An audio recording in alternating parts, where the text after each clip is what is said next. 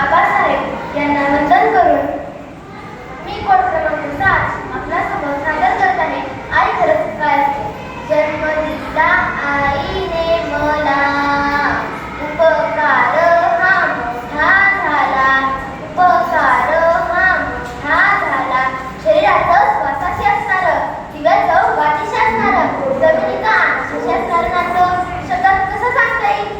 तर असं सांगली जिने मला या सुंदर आयुष्याची देणगी दिली, जिने मला प्रत्येक लहानाची लहान गोष्ट शिकवली, जिच्यामुळे आज माझे अस्तित्व आहे, अशी माझी आई.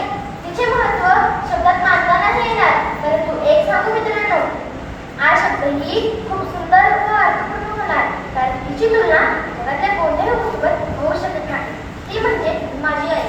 म्हणूनच सांगायचं वाटते की फूल कभी दो बार नहीं खिलते, जन्म कभी दो बार नहीं मिलते. फूल कभी दो बार नहीं खिलते, जन्म कभी दो बार नहीं मिलते. मिलते हैं हजारों लोग, मिलते हैं हजारों लोग, मगर हजारों बच्चे माफ करणारी मानवी. खरं तर माझी आई एकत्र कुटुंबात राहते. जवळजवळ 15-20 माणसांच्या घरात आहे. त्यांना काय होते काय नाही का कुटुंबाच्या अडीअडचणीकडे लक्ष देत माझी आई सुद्धा करते. तरी पण न कोणता मोजवारा तिला कसा मिळतो कोण जाणे.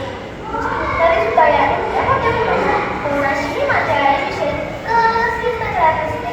आणि आहे इथे माझी आई म्हणजे हुशार, मृदू, वेळ प्रसंगी सगळं म्हणाली. कधी कधी अति झाले की माझ्या पाठीत 2 धक्के देणारी. माझी आई एक अशी स्त्री ती माझा चेहरा पाहायच्या आधीपासूनच माझ्यावर खूप प्रेम करते. मला 9 महिने सुद्धा सोडून मला जगात आणलं, मला हसायला, रडायला, बोलायला शिकवलं.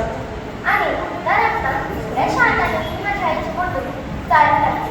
चालताना खेळताना मी बऱ्याचदा पडायचे, लगेच रडायचे. तेव्हा आईने कडे दिल्याशिवाय व मायेचा हात फिरवल्याशिवाय मी शांत बसत नव्हते. अशा या प्रेमळ वातावरणात मी माझे बालपण घालवत आहे. म्हणून सांगायचं वाटते की गर्भातून जगात आणणारी ती माझी आई, गर्भातून जगात आणणारी ती माझी आई, जगातून समाजात आणणारी ती माझी आई, जगातून समाजात आणणारी ती माझी आई, माझे अस्तित्व साकारणारी ती माझी आई, ती माझी आई, ती माझी आई. अहो विसरायचं ना, आई म्हटल्यावर कधीच विसरू नका. ज्याने आपल्याला अमृत पाजले त्याला कधी विष पाजू नका. कोटी रुपये कमवतात, आईपेक्षा जास्त नाही. जसे कराल तसेच भराल. आणि विसरू नका. कदाचित पुत्र कुमार्त होईल पण आई कधीच कुमार्त होणार नाही. धनाने दाई व बाई मिळेल पण आईची माया कधीच मिळणार नाही. आईची माया कधीच मिळणार नाही. जगातील सर्व गुन्हे माफ करणारे एकमेव न्यायालय म्हणजे आईचे होते. आईचे होते. आई स्वतः उपाशी राहून आपल्या लेकराला मायेचा घास भरवते, कारण तिला वाटत असते आपले लेकरू आपला उद्याचा